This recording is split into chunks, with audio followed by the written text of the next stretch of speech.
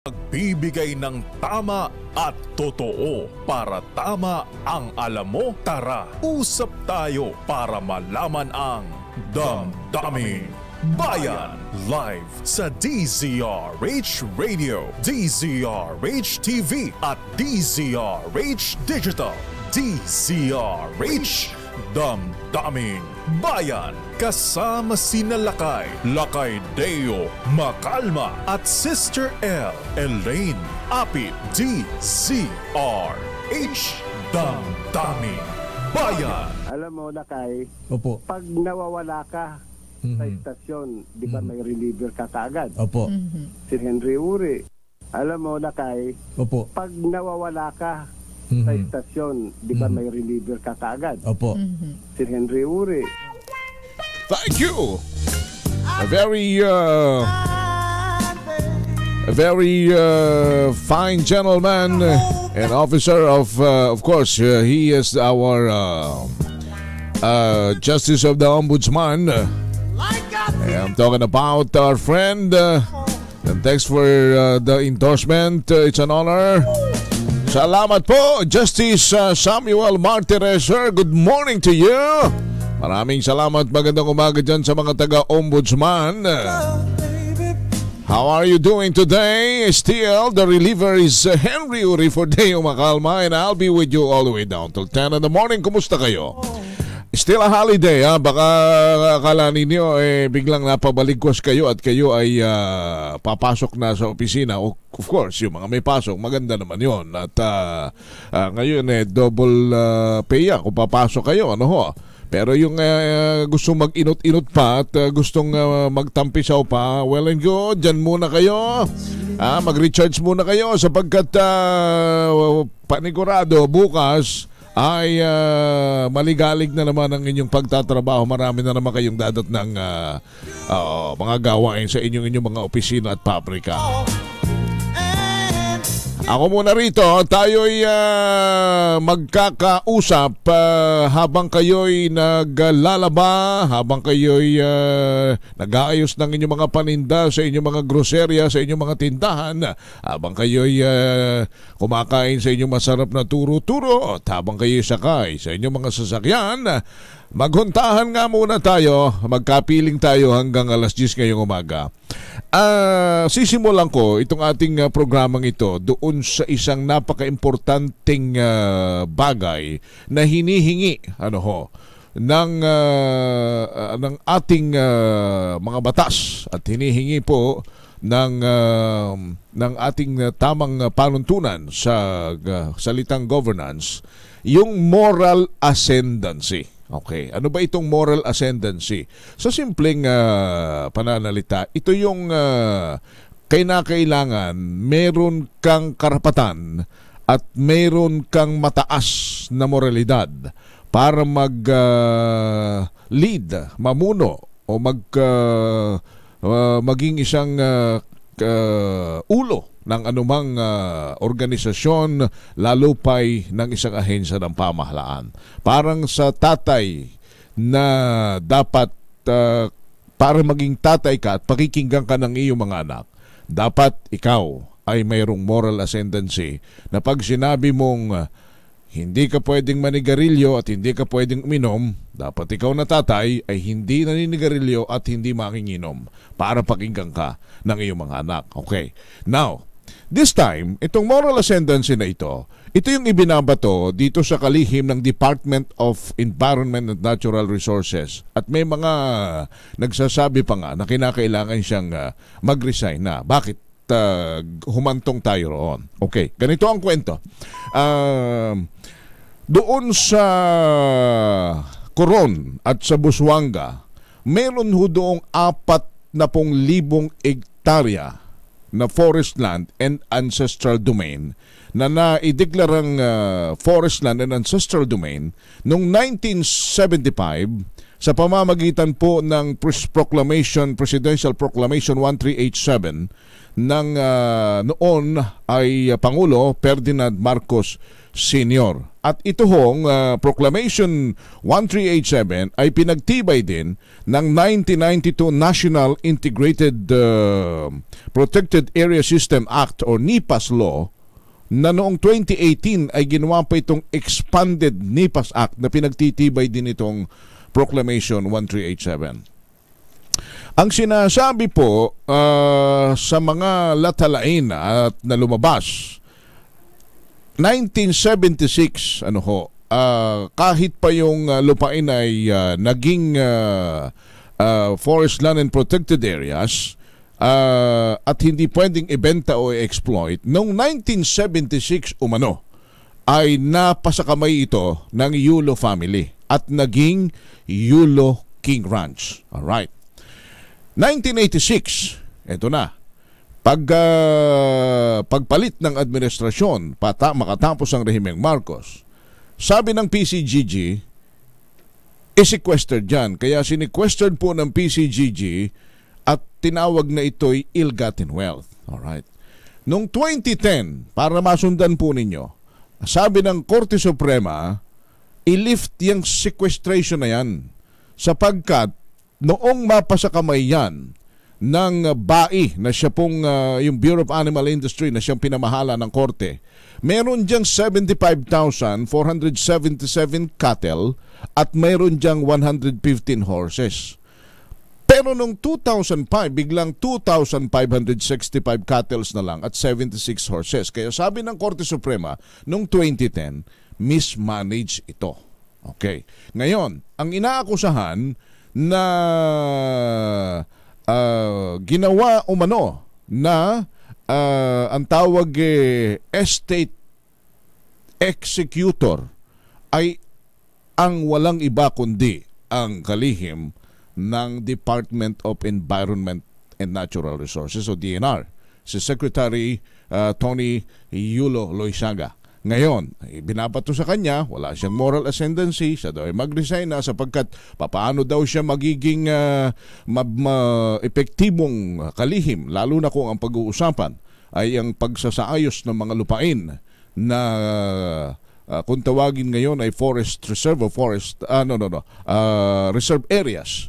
Kung siya naman umano ay may ganitong usapin. Okay, let's give space, airspace, kunin natin ang panig, the other side of the coin.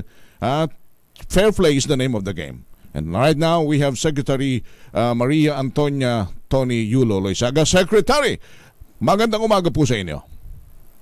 Good morning po, Sir Henry. Good morning po kay Sister Eldin. Good morning. Apo, Secretary, unang-una, ang aking pong nais itanong sa inyo, ito ba talagang 40,000 hectares na lupa na nasa Coron at Busuanga ay napasakamay ng mga Yulo noong 1976 kahit na noong 1975 ay ito ay idineklarang forest land and ancestral domain na hindi pwedeng ibenta at hindi pwedeng galawin?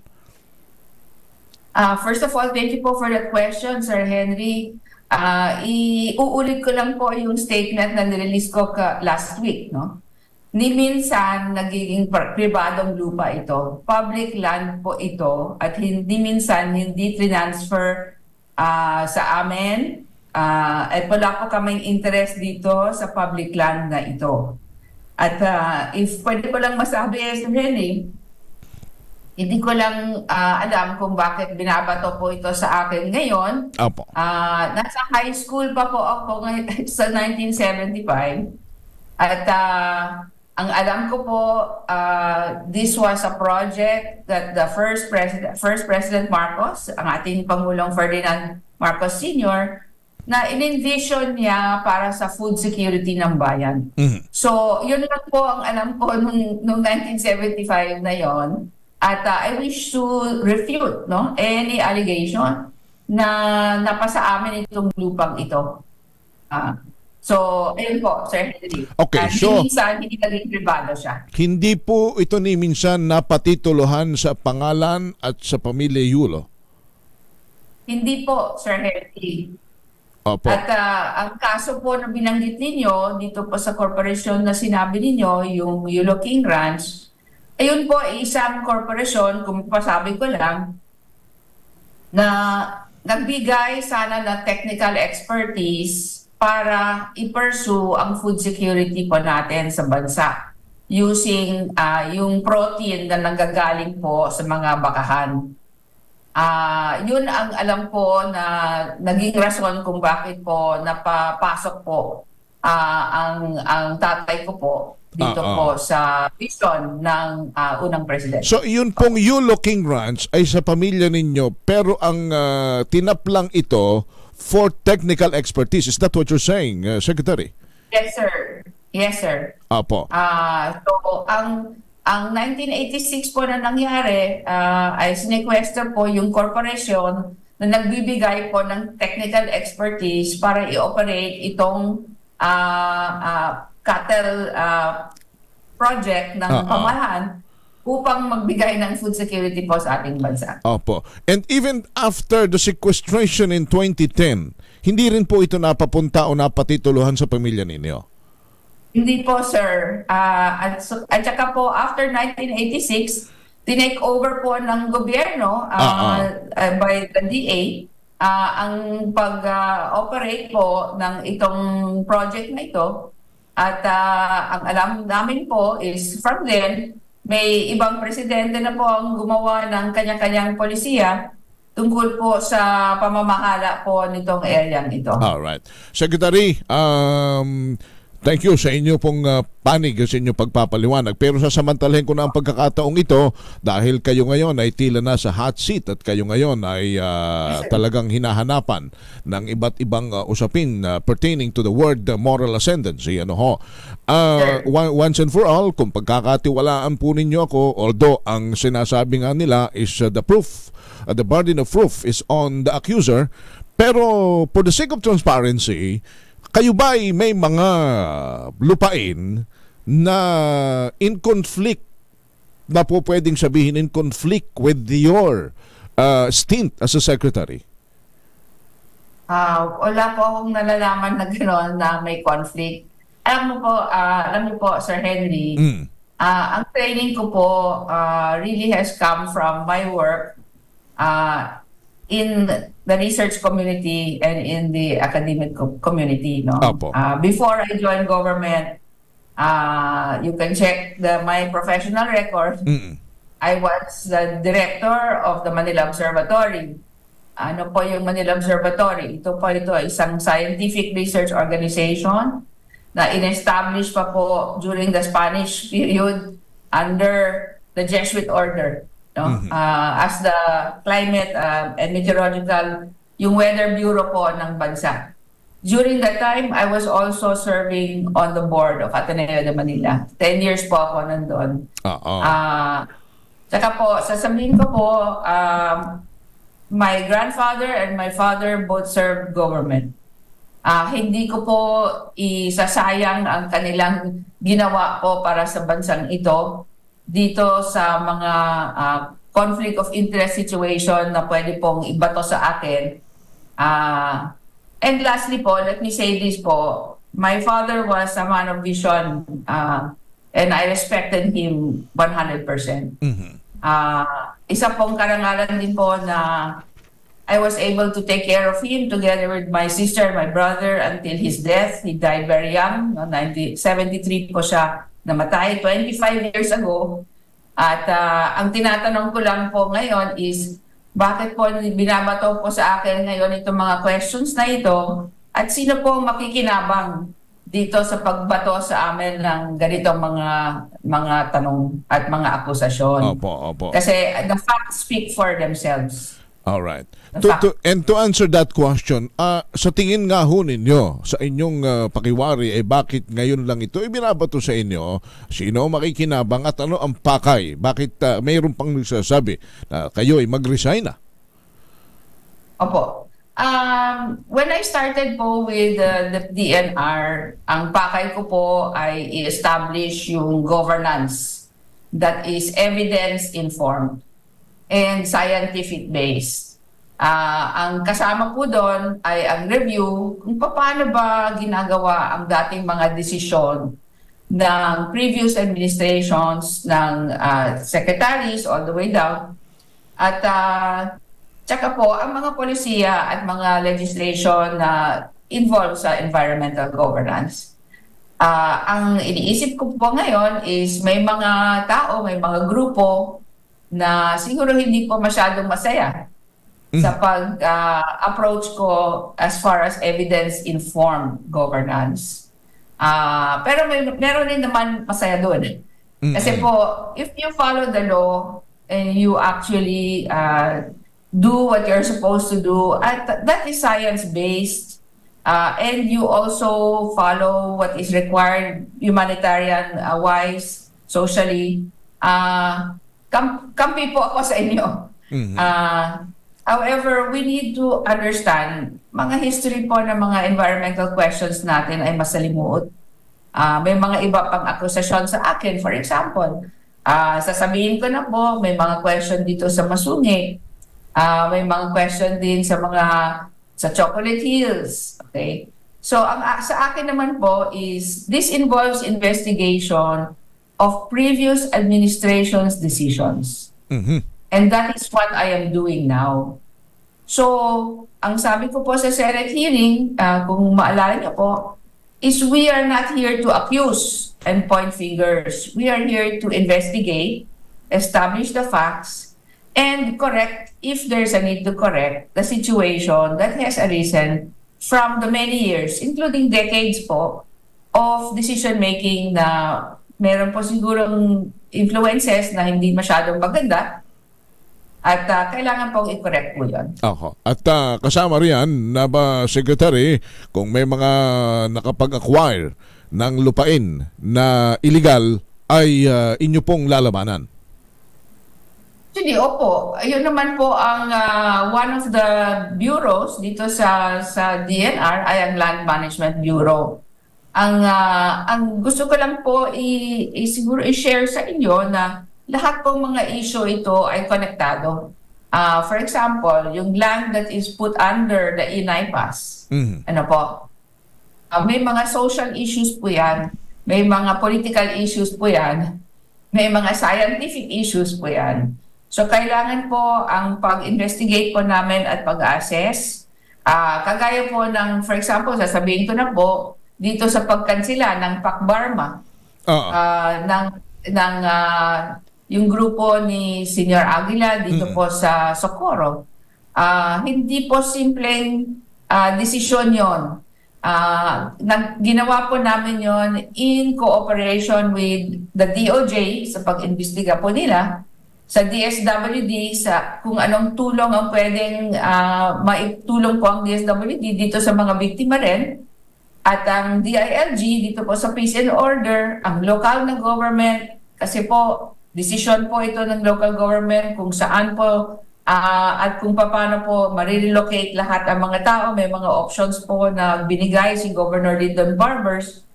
Ito pong collaboration ang kailangan po natin dito sa mga sitwasyon na environmental governance na kailangan po talagang maitaguyod ng itong gobyerno ito. Nabanggit na rin ninyo yung Socorro Bayan Hand Services Incorporated. Ang inyong sinabi ay pinaalis na ng DNR itong Socorro Bayan Hand Services Incorporated ni Senior Aguila dyan sa Siargao Island Protected Landscape and Seascape sa Surigao del Norte. Dahil nga po lumalabag sila sa provision ng tenurial instrument na ibinigay sa mga ito noong June 2004. Ano yung tenurial? Paki-educate nyo ang ating mga kababayan. Ano yung tenurial instrument na ito? May mga karapatan or privileges actually, no, Senior Sir Henry, no, na binibigay dito sa mga tao na nandoon na po 5 years at prior sa pagdeklara ng isang area na protected area. Ang tinatawag po sa mga taong ito ay tenured migrants. So ang agreement po na hawak ng grupo ng SBSI ay isang Pacbarma isang protected area community-based na resource management agreement. Ano pong silbi nun? Ang silbi nun is kung nandoon kayo at qualified po kayo dito sa tenured migrants, may listahan po yan bago po mapasok yung area sa PA. Pwede po kayong mag-stay doon, kaya lang po may mga gamit lang dito sa resources ng area na pwede ninyong gawin para sa sustainable livelihoods po ninyo.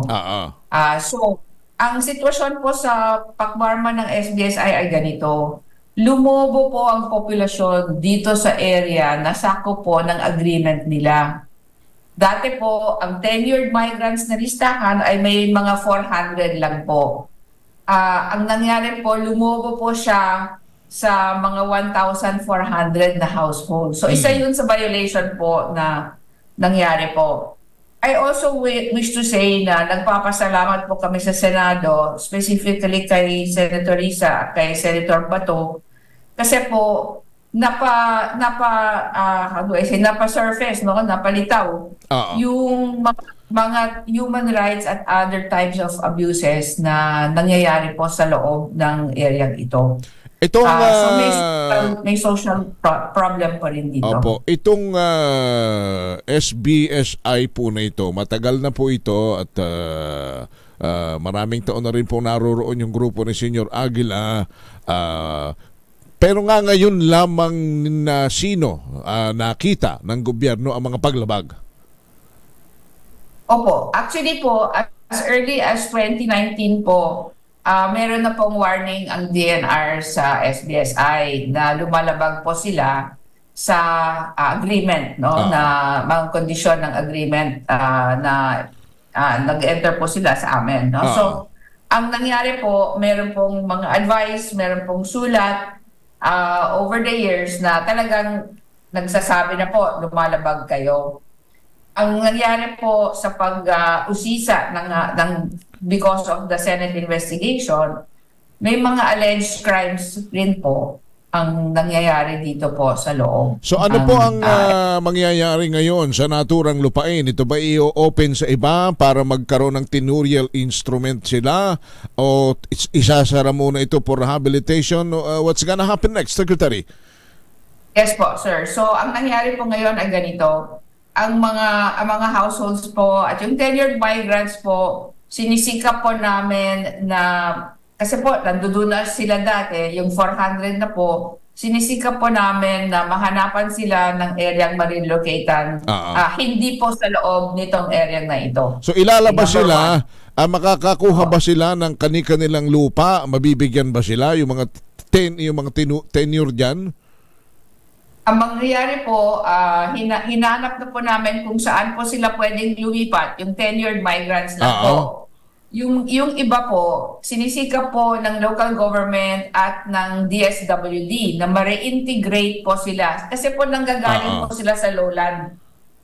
So may mga 200 plus na mga pamilya na buwaba na tinutulungan ng DSWD at may ini-extend pa ang DSWD ng tulong, no?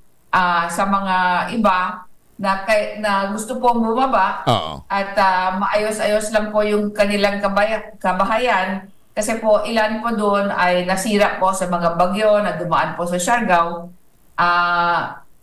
Nire-recognize po namin na may social issue regarding social housing, social and economic marahil ang problema na haharapin dito. Po. Pero Sek, marami pa bang mga ibang lupain kagaya po nitong sa Socorro na napipinto o nasa ilalim ng inyong investigasyon pero malapit-lapit na ring maging ganito ang kapalaran na sinapit ng Socorro?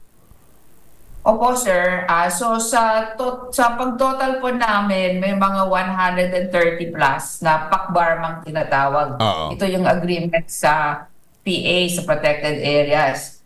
Ang next phase po ng pagkansela, ang nakikita po namin, mga 10 or 11 pa po ay makakansela in the first phase ng review.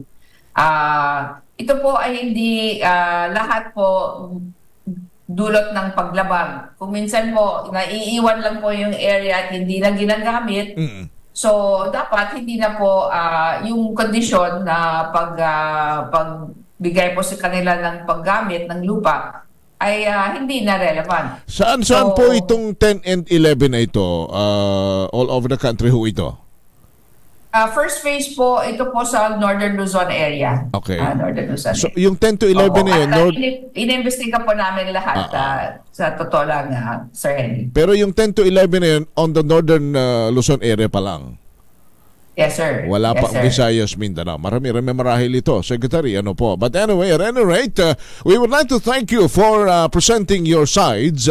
And salamat po sa inyo pong mga paglilinaw, sa inyong pagsagot sa aming mga katanungan. At salamat din po sa inyong balitang ito tungkol dito sa Socorro Bayan Health Services Incorporated. Secretary, thank you so much and have a good morning. Thank you, sir. Maraming po salamat sa opportunity na binigay po sa akin na pagpaliwanag. Thank you po. Alright. Si DNR Secretary Antonia Tony Yulo Loizaga. Samantala, sandali muna, meron muna tayong nasa na ba yung ano ko rito? Nasa na yung aking sandali muna, meron lamang tayong Flash Report. May sunog na sumiklab sa isang residential area sa Tondo, Maynila. Nakataas na sa unang alarma si Boy Gonzales. Boy! Henry, sumiklab nga ang sunog dito sa isang residential area sa Paulino Street dito sa Balot, Tondo, Maynila. Ayon sa Bureau of Protection, itinaas na sa unang alarma. Ibig sabihin, kailangan na responde agad ng nasa 5 truck ng bombero. At yung nasunog, ulitin ko, Paulino Street, Balot, Tondo, Manila. Para sa kauna-una sa Pilipinas Rate, ito si Boy Gonzales, tuloy-tuloy sa pagbabalita, tuloy-tuloy si serbisyo, sama-sama tayo, Pilipino. Thank you, Boy! Samantala, baka ho kayo ay gagawin dyan sa may Paulino Street, dyan sa Balot, Tondo, Maynila. May sunog ho riyan. Mag-iingat po kayo. Bakit wala nang tunog ito? Kuya Artie? Sandali muna. Speaking of Boy Gonzales pala, Kuya Boy, may sagot ang Maynilad doon sa report mo raw sa isang taonang project ng Maynilad sa Blooming Street sa Maynila. Ang project na ito ay bahagi ng aming pipe replacement project sa area na kailangan gawin para makakover ng tubig. Ang proyekto po na ito sa Blooming Street ay gumagamit ng trenchless pipe jacking na methodology para hindi makabala sa traffic. Pero dahil merong underground obstruction, kinakailangan din naming mag-excavate para matanggal yung obstruction. Malapit nang matapos ang construction sa area by June 2024, marirestore na ang kalye. Sagot po ito ng Maynilad. Flash Report. Thank you! Sana'y walang madamay na buhay at hindi na masyadong lumalapa ang sunog dyan sa Tondo, Maynila. 35 minutes after 8 in the morning, Henry Uri here sa ngalan po ni Deo Macalma. I'll be right back with Sister L in a while. May reliever ka kaagad. Opo. Si Henry Uri. Daming bayan. Hey, Sister L! Hi! Good morning! Good morning po. Salamat ng mga nanonood at nakikinig sa atin. How is your patadjong today? What's patadjong? You're wearing patadjong. Ay, this one? Yeah. Not really patadjong kasi medyo bagsak siya sa arte. Hindi ba patadjong yan? Hindi. Ano lang po? Arte-arte lang. Wala yan. Pero bagay Ay, thank you. Para ka talagang kapatid na bunso ni Catriona girl Oo. Si Manong Chabit Bakit ba si Manong Chabit lagi tinatawag gusto mong bisitahin kami rito ng live. You're always welcome po. And total nagpapa-invite ka din naman sa iyo. In your 100,000 is pretty much appreciated. Joke lang. Tinanggap na ba? Bakit ka pa nga? Hindi pa naman yata. Anong sabi ni Don? ni Don Artes, Wala pang baka statement. pwedeng kwan,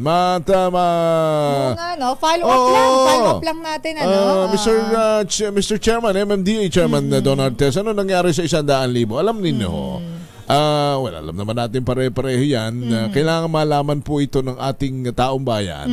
Kung tinanggap nyo ba o hindi, at kung tinanggap bakit, kung hindi bakit, sapagkat may mga requisitos ng batas na kinakailangang maging batayan ng pagtanggap at hindi pagtanggap. Oo. Ng Bagamat mga nilinaw government naman officials mula sa pribadong individual. Nilinaw naman ng former governor na Oo. hindi po ito bribe. Parang gusto ko lang i-reward dahil ginagawa nila yung trabaho nila. Pero ang MMDA chairman ang magde-decide. Pero kasi kwan yan tanggapan ng gobyerno yan At sila'y nagtatrabaho alinsunod sa Kumbaga, kanilang mandato. Parte ng trabaho kasi. Yun. Kanya wala namang masama. Wala akong nakikitang masama sa nagbibigay kung ito ay galing sa kanyang gininto ang puso at malinis ang kanyang hangarin. Pero baka nagkakatalo lang riyan sa kung sinong tatanggap at kung karapat dapat bang tumanggap ang bibigyan. Kaya pasya na ng isang ahensya ng gobyerno kung tatanggapin niya ito o hindi. Teka muna, linawin mo nga. May lilinawin tayo. We would like to call the attention of our viewers and listeners. Ito lang, may mga nagtatanong lang kung nag-resign na raw ba si Mayor Deo Macalma. Hindi po. Hindi po. Nangyari po kasi, and I will explain, si Lakay lang po ay nagbakasyon. Yes. Alam niyo naman kailangan din naman ng lahat bakasyon. Lahat ay nagbabakasyon ng mga tao to recharge, para ma-replenish yung energy. Siyempre, ma-rejuvenate yung katawan. Kaya pagpasok po dito ni Lakay, baka hindi na natin makilala si Lakay. Mas talaga hungkuan. Mas fresh. Kung sa tingin ninyo ay nagugwapuhan na kayo kay Piolo Pascual, kay John Lloyd, kay Brad Pitt, wala nang binesa huya mga yan. Wala nang pagpasok niya rito, baka sabihin nyo naman Lakay, baka naman pwedeng magpalahi tuloy. Hindi, baka naman pwedeng anong tawag riyan, magpa-picture. Siyempre naman, magpa-autograph. Pag sila kayo nakita nyo sa labas, pag gusto nyo magpa-picture, lang po kayo. Mabait yan sila kay. Ayun. So, antabayan po. Bukas nga ho naririnig nila malamang sa malamang bukas. Kasi sabi niya patapos na yung pinaplansya niya Kaya titigan nyo na ako sa inyong mga TV screen at ipahid nyo na sa pusod ninyo yung aking nausog? Di ba ganun pag nauusog sa probinsya? Di ba? Lang iyaw. Yes. Alright. Sige. Yan lang para malinaw. Sila kayo po ipapasok na kasbo. Si Let Narciso, si Pangulong Bongbong Marcos ay pangungunahan ngayon ng Traffic Summit. Today, RH14, Let Narciso Let.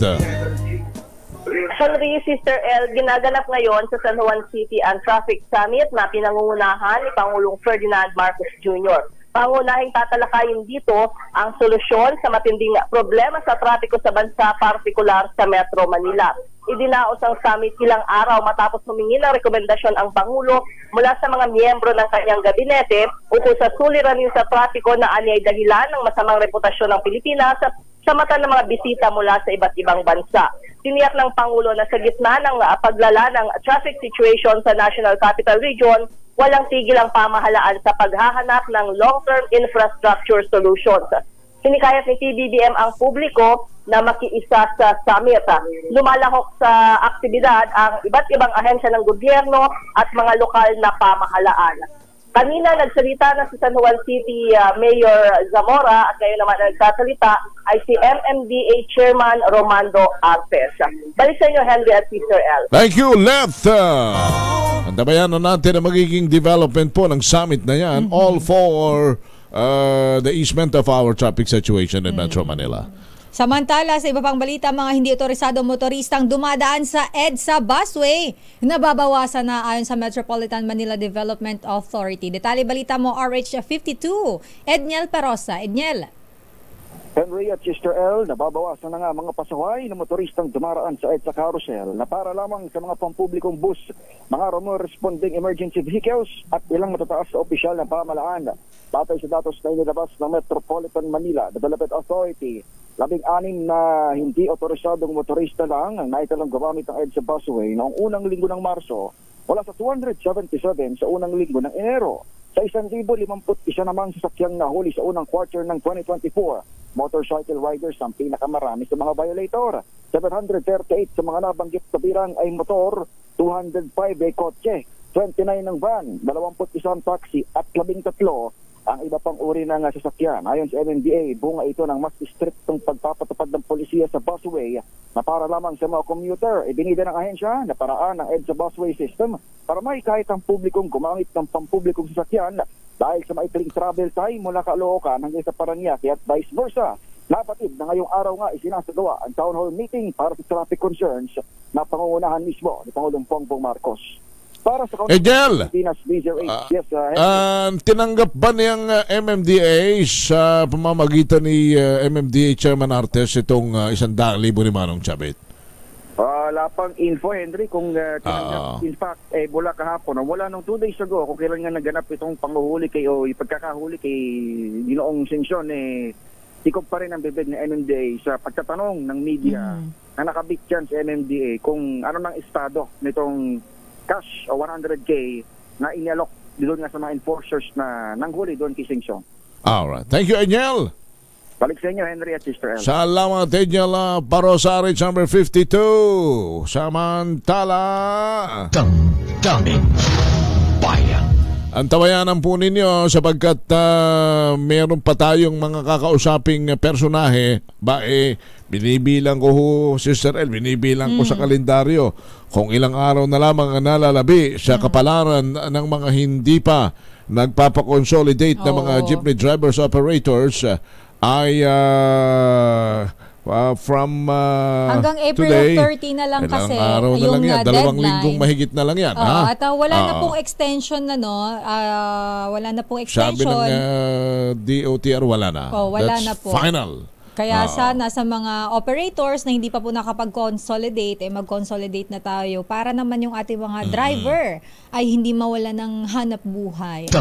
Daming Bayan. Pero speaking of hanap buhay, Sister L, kausapin muna natin ang pinuno, ang presidente ng Employers Confederation of the Philippines, si Ginong Sergio Luis Ortiz, sapagkat may mga panukala, lalo na ang DOLE, at sinasabi na pwede naman yung mga empleyado, pwede namang pumiling hindi pumasok, lalo na ngayong sobrang init. Kaya lang, no work, no pay ito. Welcome ba ito sa ECOP, Mr. Ortiz? Magandang umaga po sa inyo, si Henry Uri at si Sister L. Ay, magandang umaga sa iyo, Henry at Sister L at sa ating mga tagapakinig. Opo, welcome po ba sa inyo yung ganong anong tawag rin panukala ng DOLE na sa sobrang init, yung mga empleyado, they can opted to not to report for work dahil nga ho sa sobrang init, pero no work, no pay daw. Actually, mahirap kasi mabandatorihin mo yung mga ganyan dahil wala namang formula na magagawa ka na applies to all, ano? Alam mo, ang mga employers ngayon, they treat their workers as partners and their best assets, no? So, hindi mo pwede pangunahan lagi na bibigyan ng mga iba-ibang sitwasyon kasi. Meron yung mga kumpanya na air condition, meron yung mga kumpanya na maganda na hindi mga factory na hindi naman na air condition pero maganda na yung layout dahil sa COVID. Meron naman yung kinukumply nila yung mga ventilation saka yung hydration. Meron naman mga kumpanya na lalo na yung nasa labas sa trabaho na hindi mo iba-iba sitwasyon, no? Meron yung mga construction workers na meron silungan, meron yung mga walang silungan, at iba-iba. So, hindi mahirap gumawa ng... Ngayon, kung yung sa trabaho naman, depende rin. Kaya ayaw lang namin yung ginagawa mandatory is because iba ba sitwasyon, meron yung pag sinabi mong ang tao kung pumasok o hindi, dahil mainit, kailangan papayagan mo sa walang bayad. Pero alam mo, may mga plano ang mga kumpanya. May mga schedules. Can you imagine, pag nagbigay ka na order na ganyan, kahit na wala namang problema sa init, magmo-bowling lang, hindi papasok.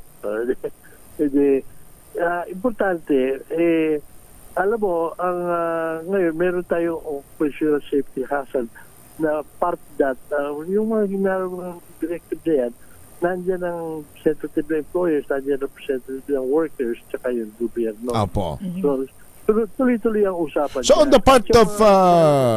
on the part of employer, Mr. Ortiz, ano ang measures na inyong immediately pinatutupad sa inyong mga empleyado na rami po rin naman talagang siguro yung pag-alis ng bahay bago makarating ng opisina, pauwi, kahit gabi na, mainit pa, at tama kayo, may mga pagawaan at may mga establishment at opisina na naka-aircon pero meron pa rin hindi. Ano po ang ano ang napagkaisahan ninyong measures para sa mga ito para hindi naman ho talagang madarang sa sobrang init ng panahon? Well, actually, ang sinasabi nga namin, lahat ng directive na ginagawa, tuloy-tuloy yung paalala namin sa mga kumpanya, no? At ang sinasabi nga namin, ang isang dangerous na yung sa init na yan, actually hindi sa place of work, Doon sa pagpunta at pag-uwi, yan ang napakainit. Kaya nga pati yung mga uniforme, sinasabihan namin ng kumpanya, yung mga uniforme, kung makakapal yan, dapat yung mga papatong lang para pag sa opisina kung air condition, susuot mo na lang. Hindi yung pagbibiyahe ka na makapal all the way yung na mainit. So, ang dapat solusyonan talaga riyan, number one, magtulungan lahat apartamento. Pati yung sa traffic ko, yan ang napakalaking problema ng mga empleyado pagpasok sa ikainitan. Tapos, ang isa pa dapat tingnan na pagtuunan ng tingin yung mga walang employers. Yung mga walang employers, sino nang mag-aano sa kanila? Ito mga walang employers, sabi ko nga sa iyo, best assets nila yan, po-protection na nila yan. Hindi mo kailangan pangunahan. Sila ang gagawa nila dahil, pero yung paano na yung mga farmers, paano na yung mga fisher folks, paano na yung mga market vendors, yung mga delivery people, mga drivers, paano yan ang dapat medyo tutukan ng maraming pansin. Dahil madaling utusan yung mga employers na gawin mo kahit na hindi kailangan. Pero ang problema, ito mga hindi wala mga employers. Yan ang mga kailangan tutukan mas dapat tuloy-tuloy ang mga paalala ng pag-asa, mga warning, gumawa sila ng mga warning ng level 1, level 2, level 3, tapos yung consistent para nag-guide yung mga yan. Hindi lang yung mga employers. Yung mga employers, basta nag-labels ka ng ganyan, siguradong aabot may mga HR, may mga personal, may mga itas sa health yan, siguradong aabot. Pero yung mga informal sector, paano na? Sir Ortiz Luis, sir, nabanggit niyo po kanina na itong mas kailangan pagtuunan ng pansin yung mga walang employers. Pero sa selected na mga tawag dito, mga industry po, katulad po sa construction. So, yung heat the break po natin natawag para po, kasi tuwing kasagsagan ng matinding init, doon po nagtatrabaho yung ating mga construction worker. Kadalasan wala po silang pahinga. So yung mga ganito po, do you agree naman po na isa sila sa mabigyan nitong break or heat break po during sa mga ganitong klase ng panahon na sobra pong init na posible pong maging harmful doon po sa kanilang health? Aside from lunch break and merienda break. Wala problema na yan. Pero sinasabi ko lang, pabayaan nila, bigyan naman ng konting credit sa mga employers that they know what to do. Hindi lang mamandate na mandatory na gagawin ganitong oras, ganitong oras. Iba-iba sitwasyon Iba-iba sitwasyon. Iba-iba rin yung lugar ng place of work. So, pabayaan nila. Sabi ko nga sa'yo, napakarami ng regulasyon sinusundan ng mga kumpanya. Natataronda na tuloy sa dami na sa totoo lang may mga may mga legal liabilities pa mga kumpanya pag sila nagpabaya eh.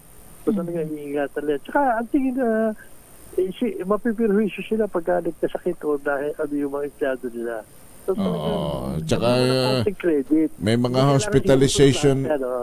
hospitalization benefits din naman eh. Pero yung work from home ba, welcome sa inyo? Work from home uli? Well, again, kagaya nung matapos yung COVID, depende kung ano yung pwede sa kumpanya. Let them decide. So pinapaubayan nyo po sa mga employers na sila na ang bahala.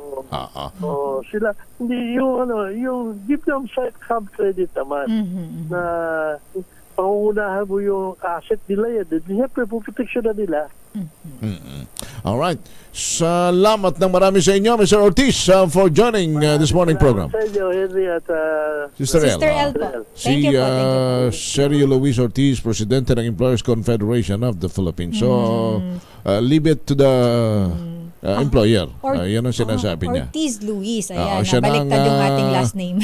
Bahala na raw dumiskarte at magdesisyon yung mga employer. Alam nila at kabisado nila ang kanilang mga kumpanya at ang kanilang mga tao. Hindi rin nila pababayaan. Yan naman ang nakuha natin. Asset nila ito, alam hindi nila kung ano pababayaan. yung kailangan nilang gawin. Siguro ko na lang. Payo na lang natin sa mga may-ari ng kumpanya, lalo kung medyo mainit ang inyong negosyo. I'm talking about yung binabanggit mo, construction sites. Dapat lagi may libreng mainit na sabaw at saka bakit naman may kumukulong kape. Hindi po pwede yun. Dapat nagyeyelo na juice. Ayan. Sige. Tapos kung may patinapay, why not? Malaking bagay. Seriously, alam naman namin kung gaano ninyo kamahal ang inyong mga empleyado. Huwag ninyong pababayaan yan.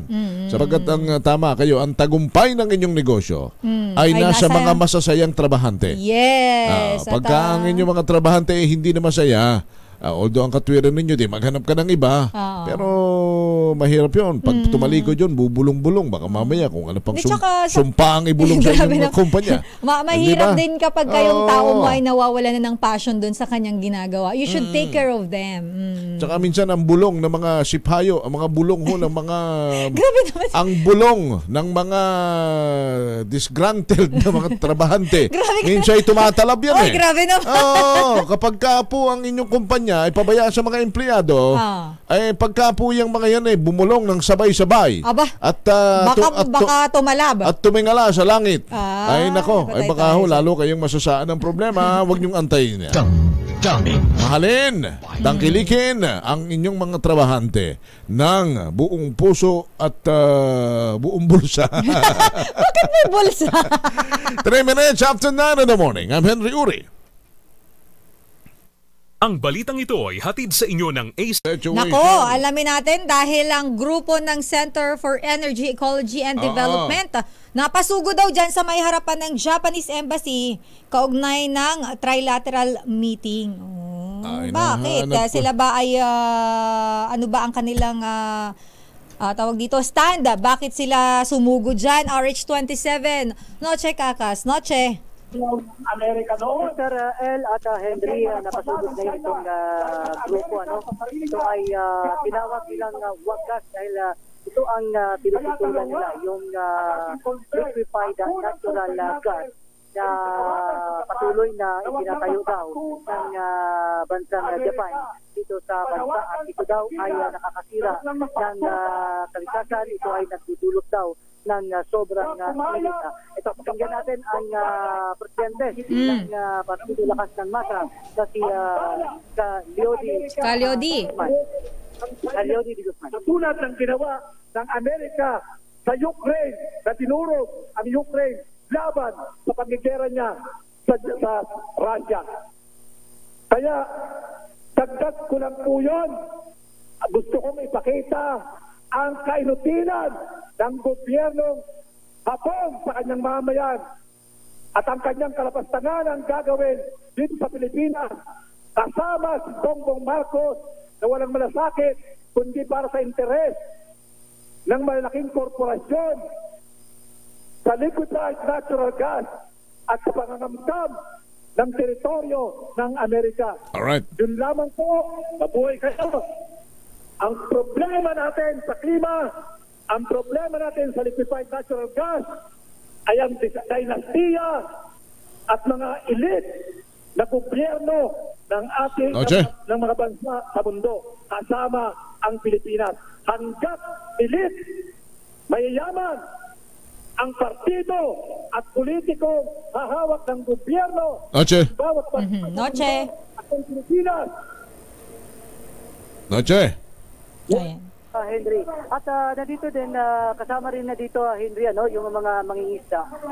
Nasasabi ay yung pagtatayo nga itong liquefied natural gas ay nakakasira ng kalikasan, katulad ng yung mangingisda, maapektuhan, at yung mga halaman ay masisira.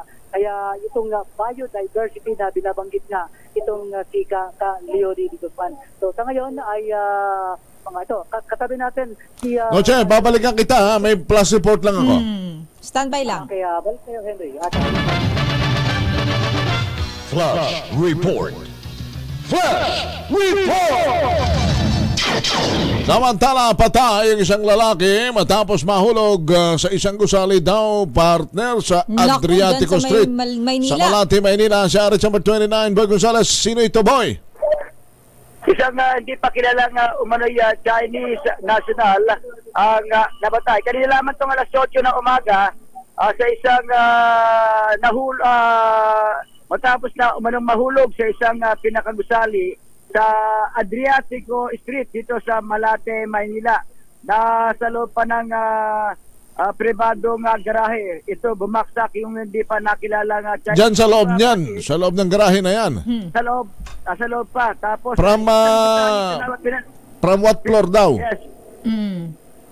Galing sa ilang palapag? Hindi pa malaman kung saan palapag, dito sa 10 palapag na gusali, Henry.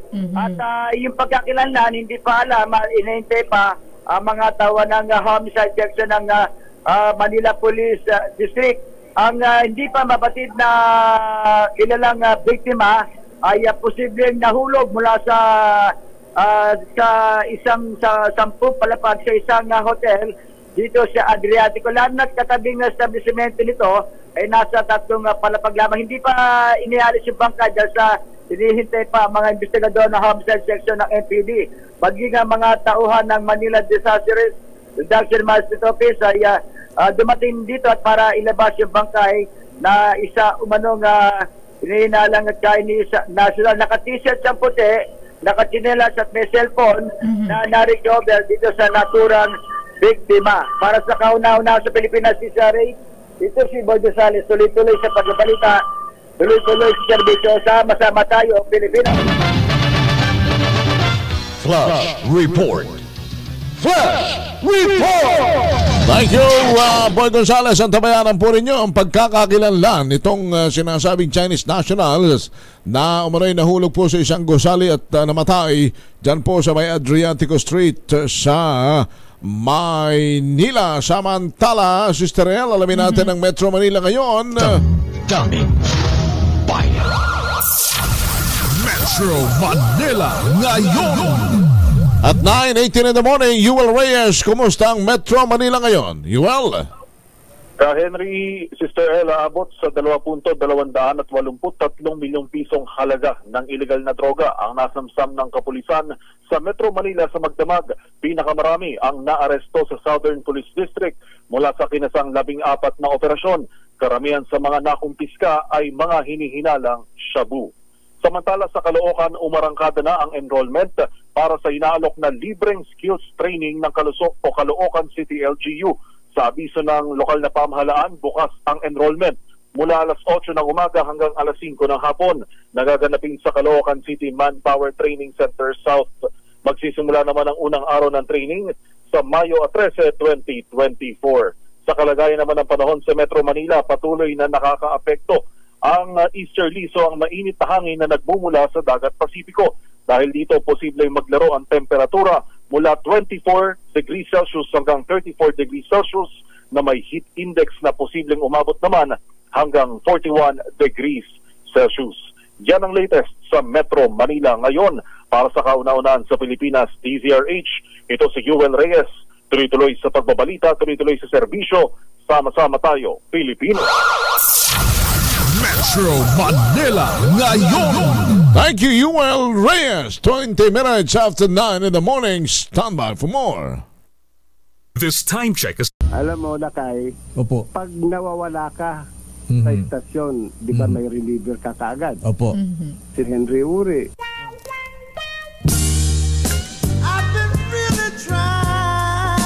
All right. Let's do the Marvin Gaye. Let's do the Francisco Motor. Hindi pa sumasagot.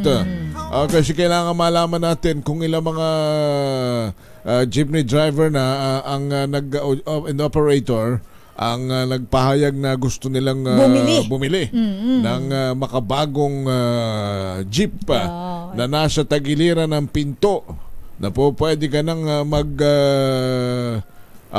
pwede ka nang mag-party-party sa loob. Kasi yan daw ang standard. Kailangan nakakatayo ang pasahero sa gilid ang pinto, pero yung mukha ay mukha pa rin ng traditional jeep. At para naman hindi mawala yung iconic jeep. Tsaka dapat yung mga lumang jeep ay papayagan pa rin ng mga tumakbo. Hindi pa naman po, lalo na po kung kayo, yung mga nag-consolidate lang po papayagan po kayo as long as pumasa kayo dun sa required na standard. Pero habang kayo po ay hindi pa nakaka-avail ng mga talagang bagong-bago at sariwang-sariwa ng mga jeepney, yung inyong mga pinapasada, kung consolidated naman yan at dumaan na sa pagsusuri ng LTFRB, pwede pa rin po yung pumasada. Ngayon, yung mga hindi nagpa-consolidate, kahapon, sabi ng Office of the Transport Cooperative ng DOT ang nakausap namin, pasensya na. Talagang huling teklado na ng makinilya yung pinakawalan nila noong palugit na hiningi. In fact, ng Kongreso. Kongreso ang humingi nito. Office of the Speaker ito Supposedly, tapos na po talaga. Pero dahil nga po ay napagbigyan pa, kaya na-extend na hanggang April 30. Yan po ay sa Tuesday po ang April 30. So dapat po on April 30, nakapag-consolidate na po kayo, yung mga operators, para po payagan pa po kayo na makatakbo sa inyo pong mga ruta kung saan po bumabiyahin yung pong mga jeep. Pero kung hindi naman po nakapag-consolidate, kahit po yan ay pumasa sa standard, hindi po kayo pwedeng pumasada. 80% na raw naman, sabi ng Office of the Transport Cooperative, 80% na ang anong tawag rin ang mga nagpa-consolidate. So, doon sa 80% na yon, kung may natitirang 20%, 20% pa. Doon sa 20% may mababawas pa ron at ayaw na talagang ilabas yung jeep at nagretiro na yung mga operators at yung mga jeep ipinapahinga na. Pero ang sabi si Modi Florida ng Floranda. Nahawa ka na yata nila kayo. Nagbibinyag ka na rin ng tao ngayon. Sabi niya, hindi kami titigil ang pamamasada. May karapatan kami, lalo na ini-impose nila kasi yung prangkisa namin hindi pwedeng ipagbawal ng DOTR sapagkat Kongreso ang nagbigay nito sa amin. Kongreso din lang ang babawi nito. Kaya mamamasada raw yung mga hindi consolidated come April 30 or May 1. Hindi sila titigil kahit di pa sila consolidated. Kaso, pagka po nahuli kayo, wala na. Mangyayari niyan, maglalahok ang balat sa tinalupa niyan. Bakit kasi hindi naman kayo papayagan ng may mga, siyempre, mga traffic enforcer. For sure po magpapakalat na ang LTFRB ng mga manghuhuli dun sa mga hindi na po authorized na tumakbo, lalo na't hindi kayo consolidated. Pero sana partner, ang isa din siguro maganda maliban sa pagpapanatili dun sa mga roadworthiness na mga sasakyan natin, itong mga PUV natin. Sana yung ating mga driver yung mga driver na medyo mga sabi nga nila kamote driver ma-refresh din kung ano yung mga rules, regulation, mga batas po sa kalsada upang hindi naman po tayo nakakabwisit sa kalsada At dapat to siguro total naman yan maganda't na nagkakaroon tayo ng traffic summit together with the different the government agency na pinangungunahan po ng ating Pangulo. Mr. President, baka ho yung ating matagal ng hinaing na malinis po yung mga tributaries ng lansangan sa Metro Manila na pwede hong daanan kung walang nakahambalang na kung ano-ano, kung wala po mga illegal na mga establishmento, ay madadaanan po from south to north, north to south ng portion east to west ng Metro Manila. Ang dami hong lusutan kaya lang ang problema ho talaga, hindi ko alam kung ito bang mga barangay chairman na ito at saka yung mga city municipal mayor for that matter ay nagtutulog-tulugan lamang. Bakit? Alam naman nila siguro, wala ba silang inventaryo ng lansangan sa bawat alam nila yan. Barangay o kinukonsinti nyo lang dahil mga butante nyo yan pagsapit ng eleksyon. Ang masaklap dito wag na tayong patumpik-tumpik pa, wag na tayong mag-direct to the point na tayo minsan kasi si mismong kapitan ay pinapayagan po magtayo ng basketball court sa gitna ng kalsada yung isang barangay. Dito sa Pasay maraming ganyan. Tawagan mo nga siguro si Undersecretary for Barangay Affairs. Si Super Cup. Balmosina. Si Super Cup. Maisumbong, ano ba yung ginagawa nilang paglilinis together with the MMDA dyan sa mga sulok-sulok ng Metro Manila na ang sarap sanang daanan lalo pag diyan kay tinuro ng Waze kasi si Waze. Kaso pagpasok mo doon. May mga nakaparadang lahat ng sasakyan ginawang parking. Sabihin sa ni Waze, balik at diyan ay may kwan. Diyan ay may marami pong obstruction tuwing papasok ka sa mga sabi ni Waze, balik may nakaburol. Baka wala ka. Balik at may naglalaro ng basketball. Doon ka sa may kanan at diyan sa kaliwa ay mayroon diyang may sira diyang tricycle. Kaya minsan pag sabi ni Waze, huwag tumuloy. At may naglalaro ng basketball. Wag ka diyan at may nagkakahig ng manok diyan baka masagi mo Batanggay niyo yung Waze mo. Ikaw pang bubugbugin diyan, sabi ng Waze. Ako'y nalihis. Sabi, wag ka diyan at diyan ay may mga labas ang pamuto. Pagka tutuloy ka pa. Sabi ng Waze sa'yo? Ay, katigas ng ulo mo. Sabi may mga pamuturi yan naghara. Mga gulay na dumadating sa Bagsakan Center sa Nueva Vizcaya. Dagsa pa rin. Kahit may El Nino, maigi naman na rin. Aray sa 25, Grace Sonsano. Grace. Henry, Elaine, truck pa rin ang dumarating ng mga gulay sa itinuturing na pinakamalaking Bagsakan Center sa Region 2, ang Nueva Vizcaya Vegetable and Agricultural Trading Center. Ayon nga kay Manager Gilbert Cumila, halos hindi paramdam ang epekto ng pagtama ng El Nino sa naturang probinsya at ilang karatig lalawigan. At ito nga ay isang indikasyon na stable pa rin ang mga presyo rito na mga dumarating. Dahil nga sa maganda pa rin ang klima, may malakanakang pagulan lalo na sa mga bulubunduking lugar. Ayon kay Donalyn Hagoy ng NRAC Marketing Division, ito ay ang mga bayan ng Kasibu, Cayapa at ang Baguio. Gayon din ang karatig lalawigan sa Benguet na siyang itinuturing pa ring big producer ng mga gulay. Bagamat ang nasa kapatagan tulad ng Aripao, Bambang, Solano, gayon din sa Bayumbong ay ramdam na ang tama ng tag-init. Sa ngayon, tanging Petside Baguio at ang repolyo ang bumabagsak ang presyo sa halagang 10 hanggang 15 pesos, gayon din ang kamatis. Na ngayon ay patuloy ang pagbagsak ng dumarating na mga gulay dito. Ayon sa magsasakang si Valentin mula sa Bugyat, Benguet, mula sa halos 6 hanggang 7 oras na biyahe ay halaga stand money lamang o bawi gastos ang kita nila.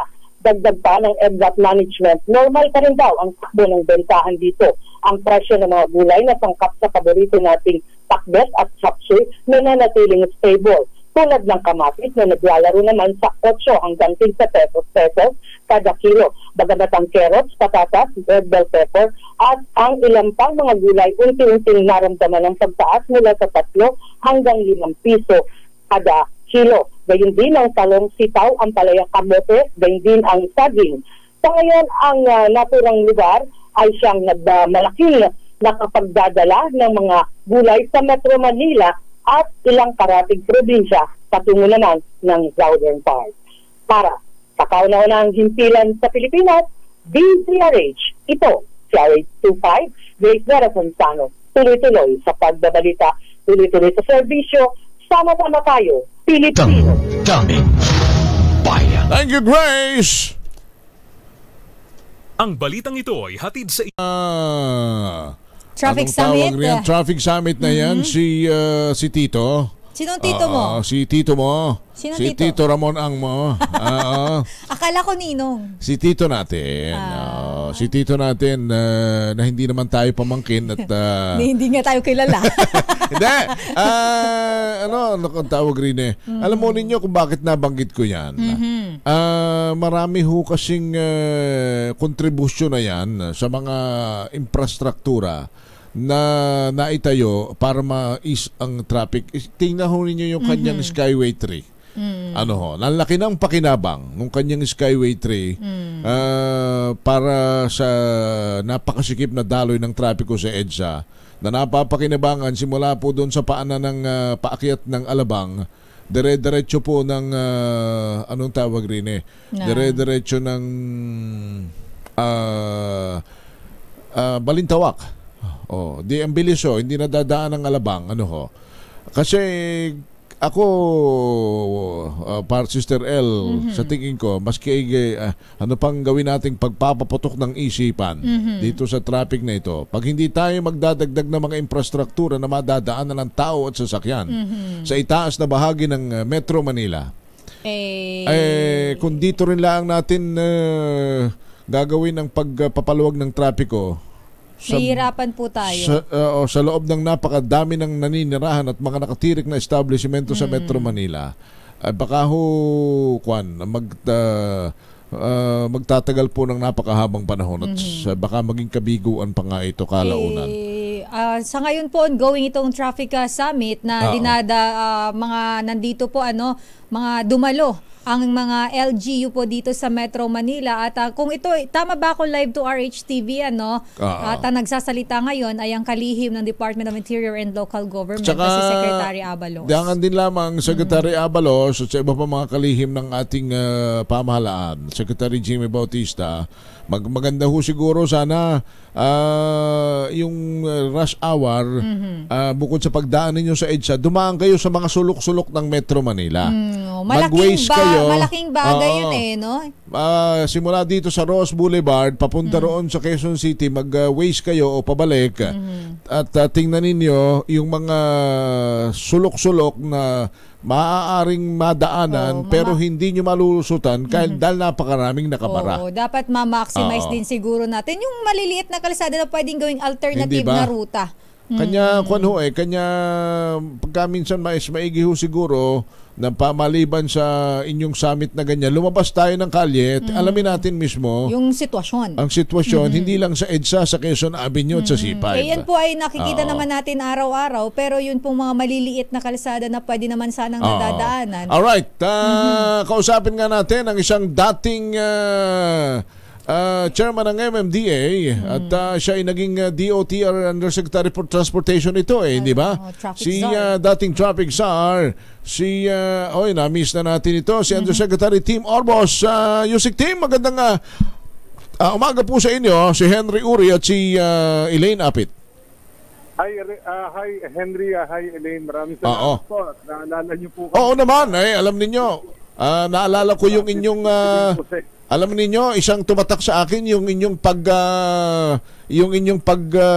suyod dito sa kahabaan ng mga service road na napakalaking bagay na pinagtatapyas nyo pa yung mga nakalawit na mga bubong at kung ano-ano mga labi ng building. Kaya ang laking pakinabang ho noon kanya lang Yusek, ano ba ang kwan? Ano ba talaga ang maaari pang gawin? Nabitin kayo, sana kung kayo pa rin na nakaupo, i-implementa ninyo, pero baka po pwedeng ma-suggest nyo na ituloy yan dito sa kasalukuyang administrasyon, lalo meron silang summit Opo, salamat po. Well, unang-una po, we have to commend the government right now for having this summit kasi nga talaga hindi naman natin pwedeng itakip yung mga mata natin at tainga natin sa nangyayari. Talaga naman may problema and the way to fix the problem ay harapin po yan. Ang ano lang natin is ang problema po ng traffic. Talagang madami yung rason bakit may problema tayo ng traffic. Be it local, be it national, be it personal, be it village, lahat po yan. So, up to traffic. The mere fact na nandito tayo sa Maynila, kasama po tayo sa problema, hindi lang ang gobyerno. And that's why sinasabi ko lagi, yung traffic traffic mo. No? So, kasama tayo sa problema, kasama po tayo sa solusyon. Yung nabanggit niyo po kanina, tama po yun. Madaming maliliit. Actually, hindi maliliit. Madaming bagay na pwedeng gawin na nandyan lang na kailangan lang asikasuhin. Totoo, salamat at ginagawa nila yung subway, ginagawa nila lahat yung mga relays na yan, lahat po yan, modernization. Pero yan po ay long term, tatagal, hindi pa ho kagad yan. Pero madami yung time pwedeng gawin na maibsan ang problema. Ngayon pa lang and yun po yung mga makikita natin na isa-isa dito pa isa-isa. Opo. Compare po yung problema natin to an emergency case, critical case na pumasok sa isang hospital na kailangan na ang importante bago mo tignan yung talagang problema niya, importante muna na mabuhay yung... Maampat ang dugo, kumbaga. Oo, gumalaw yung dugo, huminga, saka na ho natin dalhin sa tunay na problema. Ano yung immediate and doable na talagang very badly needed na kailangan matapos, magawa, to ease the traffic? Madami po madami po. Bigyan ko na lang ko kayo ng halimbawa na isang napakabigat na problema na nadadaanan natin araw-araw na may solusyon. Ito ho yung kung lahat tayo, 2 business district, nakikita natin napaka-importante o 3 pa nga, Makati, Taguig at saka Mall of Asia, yung MOA. Nandiyan siguro ang pera ng bayan, nandiyan lahat, gumagalaw ang ekonomiya at nandiyan pa yung airport. Pero dadano kayo, ganda-ganda ho ng flow ng EDSA pagdating ho ng crossing ng Baclaran, ng TAP at saka ng EDSA, makikita nyo doon na ulat. Mayroong tricycle, may jeepney na terminal na dapat wala doon. Correct. Na terminal na dapat wala doon. Mga naglalakad ng tao, mga kargador po na nagdadala ng mga gamit papuntang Baclaran. Nandun na po yan sa EDSA. Napakadali ho na, hindi naman madali. Pero nandiyan ang problema, walang gastos na tatanggalin mo lang sila. Yun ang kailangan siguro natin. Let's look at the big picture. Tama po yun. Pero tignan po natin yung maliliit na bagay na nandiyan. Yung kumbaga nasa tungki lang ng ating yung sinasabi po namin ni Sister El kanina na actually ginawa ninyo sa mga service road na paglilinis. Yung sa mga tributaries po natin, ang dami pwedeng daanan sa mga sulok-sulok na pwedeng two-way 2 sasakyan ang kaya pero hindi makadaan. Dami hong nakabarang mga kung ano-ano. Totoo po yan. In fact, may nagpadala sa akin na litrato. Ang ginawa niya, doon sa harapan ng bahay niya, kinandado niya na, naglagay na siya ng harang doon, nakakandado, hindi mo pwedeng tanggalin. Ayun yung mga bagay-bagay na kailangan natin. But definitely, government cannot do that alone. Maybe national government cannot do that alone. Kailangan pagtulong-tulungan. The summit is a good start. But I just hope na ma-follow ko ito na talagang year long kasi hindi ho masusod talaga na minsanan to Araw-araw ho na talagang babalik-balikan mo yung kalye, tanggalin mo lahat na nakabara. Kailangan, parang tubig lang ho yan Oo. Tubig na naghahanap ng aagusan. Pag wala ho, maghahanap yan. We have to do that ho talaga. But having said that po, tama po na nababanggit lagi ito na napapaalala nyo sa tao na kailangan natin pagtulungan ito. Yung disiplina is one aspect. But I guess, wag natin din ilahat na ang problema madadaan lang sa disiplina. Kailangan mo talaga gawan natin ng paraan. Buksan yung kalim. Madami yung pwedeng gawin. Sa totoo lang, hindi ko na lang kung inaano. But, isa po, mabilis lang ako. Kunwari dyan po sa may SM Mega Mall at saka Shangri-La. Bakit kayo pinapayagan nyo? Dati, bakit nyo ginagamit ng kalye na pipilahan ng mga sasakyan na papasok sa mall ninyo? Di ba kaya dapat dun sa ibang kalye yan, ba't nasa EDSA? Yung mga ganun po. Oo nga, tama. Sa long run. Ito po, isa na lang, pasensya kayo. Yeah. Kailangan namin ito, Yusek. Isang adjustment po na madali. pag nagkaroon ng aksidente, bakit kailangan natin ng police report? Diba dapat total babayaran naman ng insurance, kaya nga nagbabayad tayo ng insurance. Hindi mo pwedeng itrato na lang, tapos umalis na kayo. Correct. Wala doon. Mga ganun ba, maladami yung maliliit na bagay na pwedeng gawin, inaantay po natin yung mga malalaking solusyon na darating din. At saka itong malalaking solusyon ng problema, it will take years Opo. At saka by the time na may malaking solusyon nagawa na, dumagdag na rin yung problema natin. At saka, basic. Back, sabi nga ni General Danilin ni Chairman Danilin, back to basic. Back to basic. Pero itong sa tingin ba ninyo, yung palaging matagal nang pinag-uusapang state of emergency sa traffic, kailangan ba ito? Kailangan ba magkaroon ng emergency power ang ating Pangulo for the traffic? Ako sa tingin ko, hindi na nung panahon namin, kailangan. Pero ngayon hindi ho kailangan kasi naglabas ho ng desisyon ng Supreme Court na ang MMDA ang masusunod ngayon ng issues tungkol sa traffic. Dati ho kasi walang ganun Ngayon merong isang central authority. Ang kailangan na lang natin i-exercise yan at i-recognize yan. I think give them a few months tingin ko magkakaroon ng yan. Isa lang na ho yung bawal mo gamitin sasakyan mo sa isang araw. Di ba ngayon may mga syudad na kahit na sinabing pwede, hindi ito pwede. Ganun na malaking bagay po yan. So I hope that changes things in a positive way. Opo. Ano pala ang take? Traffic might be necessary still. It can be the MMDA chairman, it can be an interagency effort, but somebody has to really coordinate in a way na may siya. And the best way to do that ay may bas-bas sa Malacanang para alam nila na galing Malacanang yung appointment. Itong jeepney modernization, ma-tweak ko lang na kaunti, Yusek, kasi it has something to do with traffic modernization program. What is your take dito sa jeepney modernization? There were 10 aspects of modernization na ginawa po namin yan. And sa ngayon po, ang ginagalaw lang po sa tingin ko, yung nagpo-focus po tayo masyado doon sa modernization ng physical na sasakyan. Yan yung isang nakikita ko. And then second, yung consolidation. Pero yung mga ibang aspeto po nakakalimutan natin na hindi pa nagagawa. And I think kailangan po magawa. Kasi sa totoo lang, kahit bago yung sasakyan mo, napakaganda. Pero ganun din, kahit saan tumitigil siya, di nagpapas pa rin siya ng traffic.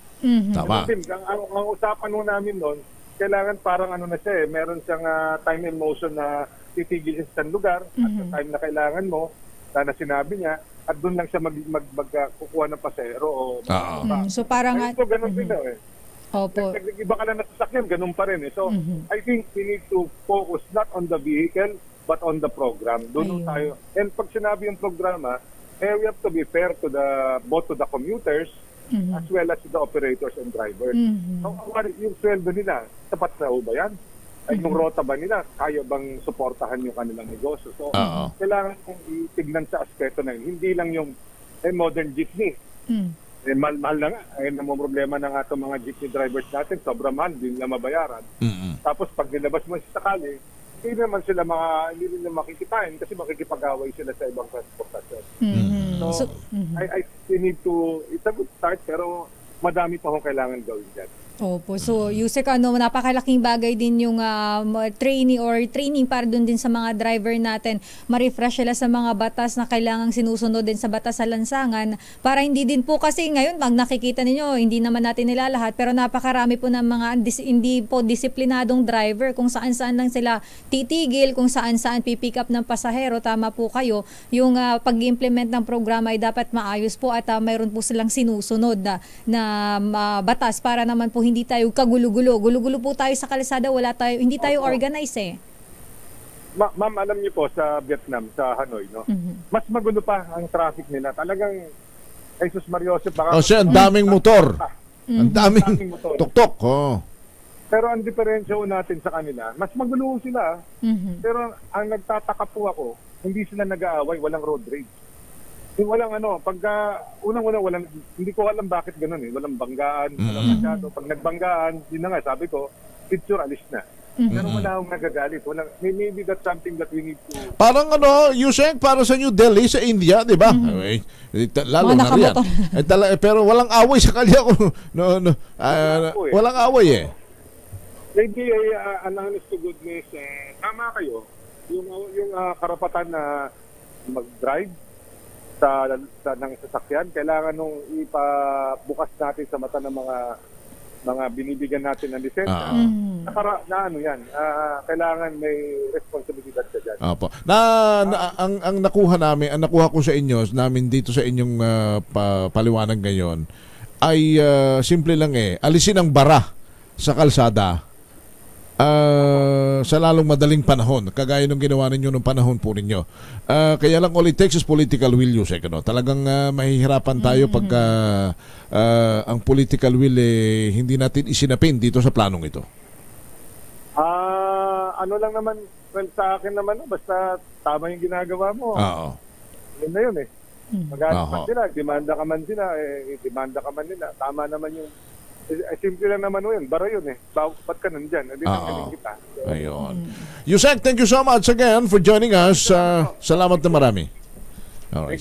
Si former Undersecretary Tim Orbos, dating na Undersecretary for Transportation. Siya rin yung traffic sir. Alam mo kasi, partner, marami tayong problema, pero nakakadagdag sa problema natin para fair, wag naman natin isisi lahat sa kung sino man. Lahat po tayo may kasalanan, Wala kasing disiplina ang marami sa ating mga kababayan. Hindi, tsaka, kulang din sa disiplina nadidisiplina naman ng tao kung yan ay may kinatatakutang so kailangan, batas na ipinatutupad without fear or favor. Strictly. Bakit sa Davao? Bakit sa Subic?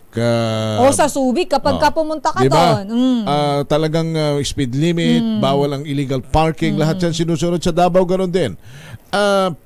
Sa ibang bansa, yung mga nakakarating ng ibang bansa, pagkatitigas ng ulo rito, pero pagdating ng ibang bansa, sumusunod naman pala. Sapagkat doon ay ang batas ay batas. May political will nga. Hindi ko po pwedeng... Dito ang batas sa atin. Hindi pwedeng pakiusapan doon. Lumabag ka, multa, kulong. Ganun lang kasimple. Kung gusto mong maging mapanuto ang pamumuhay mo, sumunod ka sa batas, wala tayong problema. Sa US, sa patakaran daw yan huwag mo kaming bigyan ng isang bagay na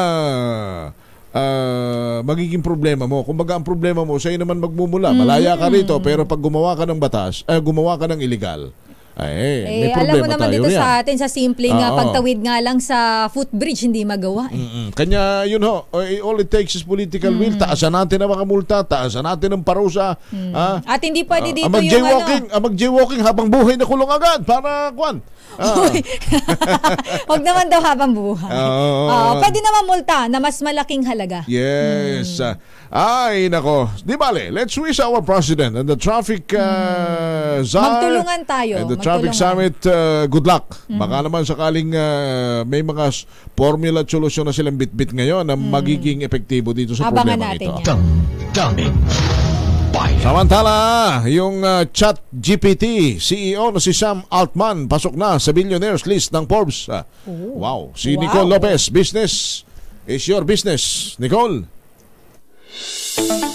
Isa ng bilyonaryo si Sam Altman ngayong 2024. Nasa listahan na ng Forbes si Sam at nakapwesto sa 2,672 na ranggo sa world's richest ngayong taon.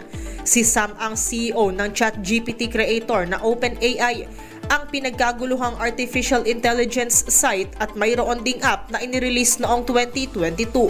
Pero ayon sa Forbes, nanggaling ang yaman ni Altman mula sa kanyang mga investments sa ilang startups gaya ng online forum na Reddit at payments company na Stripe na nagkakahalaga sa $65 bilyong. Bukod dito, may investment din ang 38 taong gulang na si Sam sa nuclear energy firm na Helion at longevity startup na Retro Biosciences.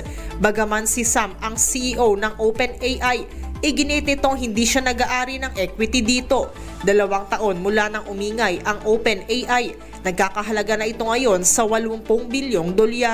Ayon sa Forbes, si Sam ay nag-drop out sa Stanford University taong 2005 kung saan binuo niya ang social mapping company na Loop na ibinenta niya rin noong 2012 sa halagang 43 milyong dolyar.